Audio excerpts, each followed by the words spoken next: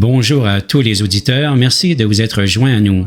Nous commençons aujourd'hui une nouvelle émission intitulée « Concepts fondamentaux dans la sagesse de la Kabbale ». Bonjour, Dr. Lightman. Bonjour. Notre objectif est d'essayer de prendre à chaque fois un concept venant de ce monde de la sagesse de la Kabbale et de l'expliquer de la manière la plus simple, de façon à ce qu'il soit compréhensible pour tout le monde d'une part, et d'autre part pour qu'il nous touche au plus profond de notre cœur, en chemin vers une vie meilleure. Et le premier concept dont je voudrais te parler aujourd'hui est la lumière. Dans la sagesse de la Kabbale, on utilise beaucoup ce terme « lumière ». Or, on a beaucoup écrit sur la lumière, mais qu'est-ce que la lumière? Le don du Créateur pour l'être créé. C'est ce qui est appelé lumière. Comment définis-tu la lumière? C'est le don du Créateur envers la créature. Alors prenons la définition et détaillons-la. Le don du Créateur envers la créature. Comment définir la créature? La créature, c'est un désir de recevoir que le Créateur a créé sous toutes sortes de formes, de degrés, de taille, de spécificité. Cela a-t-il à voir avec moi, avec un homme? Tu en fais partie aussi. Donc, le don du Créateur envers le désir de recevoir qu'il y a en moi s'appelle la lumière? Aussi, oui. Comment définis-tu le Créateur? Le Créateur, Boré, c'est vient et voit. Ce sont deux mots qui incluent essentiellement notre relation à l'origine de la réalité.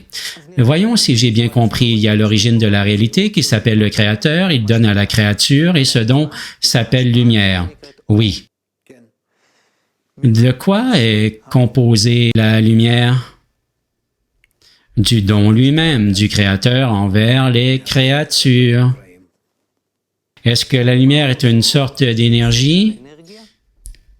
Je ne peux pas en dire plus, à part le fait que c'est le don du Créateur aux créatures. Quelle est la source de la lumière? Le Créateur. Le Créateur et la lumière sont deux choses différentes? Oui. Qu'est-ce que le Créateur et qu'est-ce que la lumière? Nous ne pouvons rien dire sur le Créateur, si ce n'est qu'il est à l'origine de toute réalité. Et la lumière, c'est ce qui émerge du Créateur vers cette réalité qu'il a créée en vue de l'activer. Et la lumière vient-elle d'une source extérieure ou provient-elle de la personne elle-même? Oui et non. Qu'est-ce que tu veux dire? Cela peut être le don du Créateur envers les créatures sans qu'il n'y ait aucune intervention des créatures. Et il se peut que ce don vienne de la réaction des créatures pour le Créateur. Je comprends, mais de quoi est faite la lumière? Elle existe tout simplement car elle vient de l'existence à partir de l'existence. Que signifie cette expression? L'existence à partir de l'existence signifie que le Créateur existe et que la lumière qui émane de lui sur les créatures existe elle aussi. Et il est impossible de dire quand ça arrive ou pas. Mais selon le langage des êtres qui reçoivent, nous pouvons dire que la lumière sort, entre, s'arrête, disparaît, monte et descend, mais il ne s'agit là que de la façon dont ces formes sont ressenties chez les êtres de réception. Les êtres de réception sont les créatures. Oui. L'homme, c'est une créature, il reçoit? Aussi, oui. Je voudrais qu'on parle un peu de lumière et de Dieu, ces deux concepts. Quel est le lien entre le concept de lumière et le concept de Dieu? La lumière qui se diffuse passe par plusieurs étapes, les démarches, jusqu'à ce qu'elle parvienne à la créature et active chez elle toutes sortes de réactions. Ainsi, la lumière qui active une réaction spécifique chez une créature s'appelle créateur. Une autre réaction s'appellera Dieu. Une autre encore, Seigneur.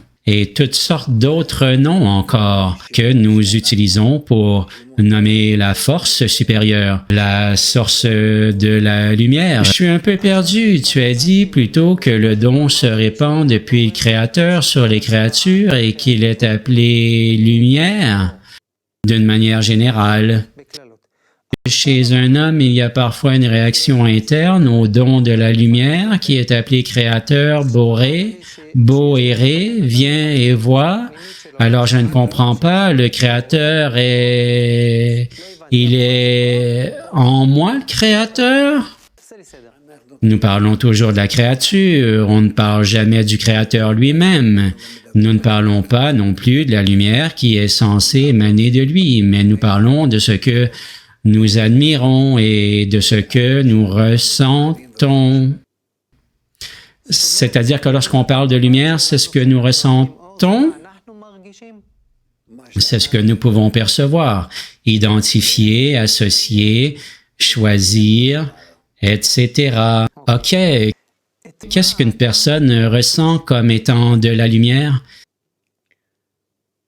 L'homme ressent comme étant de la lumière le don qu'il peut attribuer au Créateur. Chaque personne perçoit ce concept de lumière d'une manière différente. Celui qui perçoit cela à sa manière. Et un autre va l'apercevoir différemment. Si quelqu'un d'autre le perçoit, alors il le perçoit d'une manière différente. Chacun à sa manière. Qu'est-ce qui est différent ou qui est similaire dans les formes de perception entre les différentes personnes qui perçoivent la lumière? Cela dépend de plusieurs conditions, du désir d'une personne, de sa réaction, de son degré d'équivalence avec le Créateur. Je voudrais parler maintenant de la relation entre la lumière physique et la lumière spirituelle. Pourquoi dans la Kabbale ce phénomène est-il appelé lumière? Cela a-t-il un rapport avec la lumière que nous connaissons, comme la lumière du soleil, la lumière des bougies? C'est un peu comme ça. Les kabbalistes disent aussi que lorsque nous commençons à ressentir quelque chose venant du don supérieur, c'est comme une lumière qui brille sur nous, qui nous éveille, qui clarifie les choses pour nous. C'est pourquoi nous l'appelons comme ça. Qu'est-ce qui est similaire et qu'est-ce qui est différent entre la lumière du soleil et la lumière spirituelle? Tout comme la lumière du soleil où nous voyons ce qui se passe autour de nous avec nos yeux physiques, dans le monde physique. Dans la lumière spirituelle, nous commençons à reconnaître où nous nous trouvons dans la forme spirituelle. La lumière spirituelle est-elle à l'origine du phénomène appelé lumière dans notre monde, la lumière physique? Non. Dans la nature qui nous entoure, la lumière physique est une énergie importante pour l'existence de la vie sur Terre. Est-ce dû au fait que dans le monde spirituel, la lumière spirituelle est aussi importante pour l'existence de la vie spirituelle? Bien sûr. Oui. Une partie de la définition de la lumière naturelle est qu'elle se situe dans le champ que l'œil peut percevoir. Est-ce également une partie de la définition de la lumière spirituelle? Elle n'a pas de lien avec nos yeux et avec le domaine où nous percevons l'énergie et la fréquence des ondes électromagnétiques que nous appelons lumière. De quoi fait partie la lumière spirituelle? La lumière spirituelle fait partie de notre volonté et dans quelle mesure nous pouvons apprécier la forme du don du Créateur envers les créatures. Et cela dépend uniquement du degré de don que nous développons de nous-mêmes envers le Créateur. Tu dis que la lumière spirituelle dépend de la façon dont nous pouvons apprécier le don du Créateur envers les créatures et puis... Et on peut le révéler à condition que nous le traitions de la même façon en retour. Que veut dire exactement le traiter de la même façon? Dans le don, l'amour, la connexion. De notre part, oui. Il y a une expression dans le livre de l'Ecclésiaste qui dit « le bénéfice de la lumière sur l'obscurité ». Lorsque nous nous référons au mot « lumière » dans la Kabbale, devons-nous toujours garder à l'esprit que c'est l'inverse des ténèbres? Oui, car c'est ainsi que nous obtenons aussi la lumière physique. Et c'est aussi exactement comme cela que nous obtenons la lumière spirituelle. Et il y a l'obscurité, c'est-à-dire la sensation d'obscurité, le manque de réalité du Créateur dans mon monde, et je veux le relever et me rapprocher de lui, et plus encore. Et à partir de là, j'arrive finalement à un état où je perfectionne mes kélim avec lesquels je veux découvrir le Créateur, ressentir le Créateur, me rapprocher de lui, et là je le révèle. Quand on parle de bénéfice de la lumière sur l'obscurité, quel est exactement le bénéfice de la lumière sur l'obscurité? Le manque de lumière, c'est le manque de don, le manque d'amour, le manque de connexion. Et quand je commence à découvrir l'amour, la connexion, le don, le rapprochement, la chaleur, alors je découvre que je me suis rapproché de la lumière en quelque sorte. Comment la sagesse de la Kabbale définit-elle l'obscurité et comment définit-elle la lumière? L'obscurité représente tous les désirs de recevoir égoïstes. Je ne veux rien d'autre dans ma vie que recevoir, prendre du plaisir, penser à moi et pas au-delà de moi-même. Et à l'inverse, quand je pense à l'autre et à travers l'autre, au Créateur, et que je désire uniquement être dans cet état, c'est-à-dire au-dessus de moi-même, au-dessus de ce que mon moi exige, c'est comme cela que j'arrive à un état où je commence à ressentir l'autre. Et à travers l'autre, je me rapproche de la sensation du Créateur. La lumière et l'obscurité se complètent-elles? Oui. En quoi elles sont comme opposées? L'une enseigne à l'autre. Qu'est-ce que ça veut dire dans de nombreuses disciplines? Même dans ce monde, nous apprenons une chose grâce à son contraire. C'est-à-dire que pour développer nous apprenons ce qu'est la haine, le rejet, l'éloignement. Et à partir de là, nous comprenons ce qu'est l'amour. Parlons de la sensation de lumière. Ressentir la lumière, quelle est cette sensation? C'est ressenti comme la puissance de l'amour, la force de connexion, la force du rapprochement, de la chaleur, de l'abnégation, une force dans laquelle la personne s'oublie et où une personne veut seulement ressentir l'autre. Comment ressent-on la lumière? Mentalement ou émotionnellement? Seulement dans l'émotion. Dans la sagesse de la Kabbale, il n'est pas du tout question d'intellect. La sagesse de la Kabbale sur le nom lui-même, ça évoque l'esprit, non? Mais le cœur comprend, de cœur à cœur.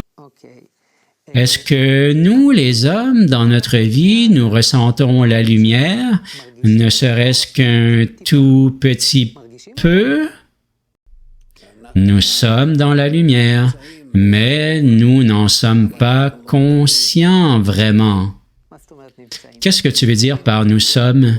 Dans toutes nos actions, mauvaises ou bonnes, et dans tout ce qui nous anime, comme il est écrit, « Je suis le Seigneur qui est en eux dans leur impureté ». Nous sommes tous dans la lumière, mais nous ne le discernons pas, car nous ne sommes pas équivalents à lui. Nous sommes dans la lumière? Oui. Où est-elle? Ça, c'est la question. Elle est dans l'air ou... Ben, partout. Nous vivons dans la lumière et tout est dans la lumière. Et celui qui ne la ressent pas, pourquoi ne le ressent-il pas alors qu'il est dans cette lumière? Il lui manque la sensation. Quelle sensation lui manque-t-il? La sensibilité à la lumière. Qu'est-ce que la sensibilité? La sensibilité signifie que tu as une sensation particulière pour ressentir la lumière. Quelle est cette sensation? La sensation d'amour, de don, de connexion, la tendance à faire des concessions, toutes sortes de sensations grâce auxquelles tu atteins la connexion avec tout le monde en somme. Comment la connexion avec tout le monde ou l'amour pour les autres sont-ils liés au fait que je vais ressentir la lumière dans laquelle je me trouve maintenant et que je ne ressens pas? Le problème est que tu ne peux pas atteindre la lumière directement, car elle est à l'opposé de toi et tu ne peux absolument pas identifier cet opposé. Si tu commences à établir de bonnes relations avec les autres, et précisément parce que tu es un grand égoïste et que tu es né au 21e siècle, qui est une très grande période égoïste dans l'histoire humaine, mais que grâce à la méthode de la Kabbale, tu t'efforces de développer une relation à l'amour, à la connexion, au Créateur, à la lumière, alors tu pourras y arriver, justement parce que toutes les tendances opposées, elles sont toutes en toi. Et là, tu peux t'en servir et les inverser et ainsi atteindre les lumières. Comment peut-on être sûr que l'on ressent vraiment la lumière et que ce n'est pas une sensation psychologique? Le fait est qu'il est impossible d'imaginer la lumière correctement, la lumière réelle, à moins d'être connecté à autrui, à moins que tu sois dans une dizaine. Pour nos spectateurs, pourrais-tu définir ce qu'est une dizaine? 10 personnes, tes amis, dont toi, qui apprennent, qui jouent en quelque sorte à un jeu où vous donnez les uns aux autres. Vous vous aimez et vous êtes prêts à tout pour parvenir à l'essence de la connexion. Et l'essence de la connexion, c'est le Créateur. Est-ce une sorte de groupe de travail? Oui. Sur quoi travaille-t-il exactement? Sur la connexion. Et dans la connexion établie au sein de ce groupe de travail, nous pouvons commencer à ressentir la lumière? Oui. Maintenant, j'aimerais parler de l'influence de la lumière sur une personne. De quelle manière la lumière influence-t-elle une personne? La façon dont la lumière influence une personne, cela dépend de nombreuses conditions, des conditions externes et internes, de qui est la personne, à quel niveau elle se trouve, ce que le Créateur attend d'elle.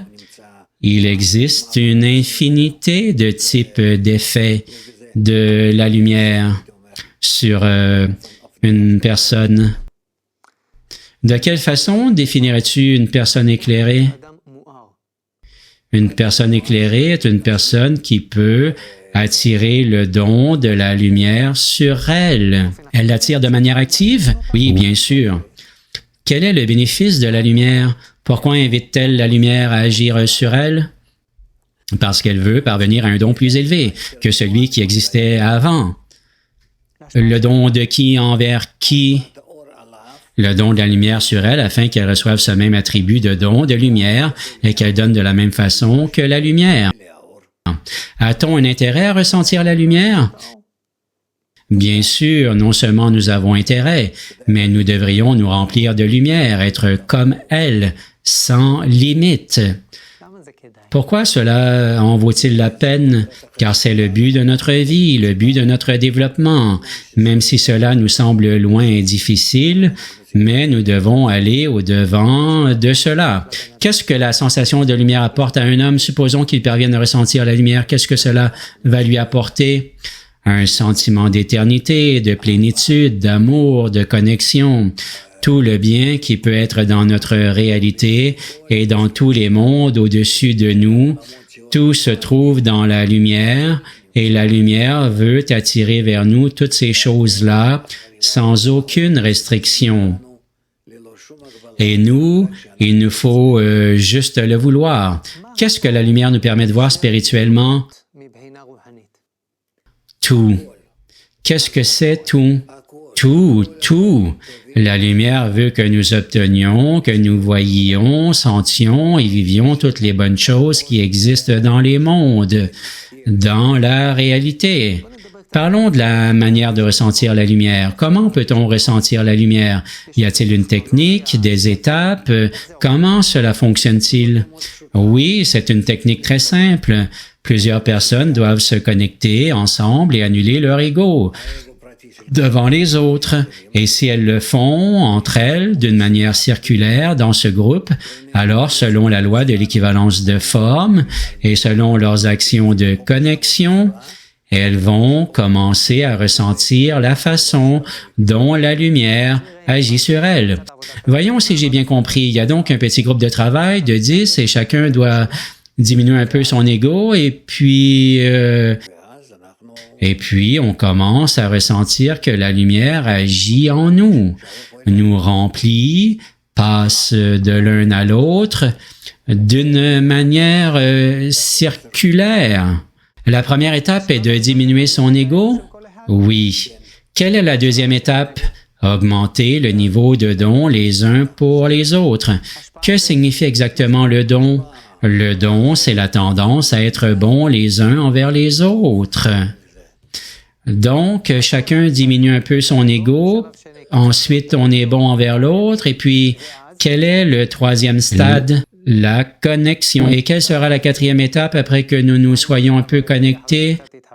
À travers la connexion, la demande au Créateur. Le Créateur, c'est la lumière? Oui, c'est la source de la lumière. Qu'est-ce qu'on lui demande maintenant? Nous voulons lui donner ce que nous avons obtenu. Nous avons construit une sorte de cli.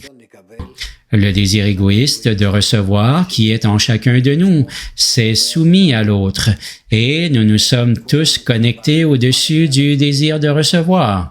Nous voulions ressembler à la lumière, être dans le don réciproque, les uns pour les autres, et nous voulions relier ce don mutuel afin de le soumettre au Créateur. La lumière va-t-elle entrer dans ce cli que nous avons construit entre nous? Oui, elle sera révélée de l'intérieur. Elle se trouve exactement là. OK. Maintenant, je souhaiterais parler des différentes sortes de lumière. Dans les livres de la Kabbale, il y a toutes sortes de lumières. La lumière directe, la lumière réfléchie, la lumière intérieure, la lumière environnante. Pourquoi y a-t-il tant de types de lumière? Il y a plusieurs états par rapport au kélim et selon l'état précis dans lequel se trouve le cli, lorsqu'il se rapproche de la lumière, il y a des états différents, des désirs différents, des remplissages différents.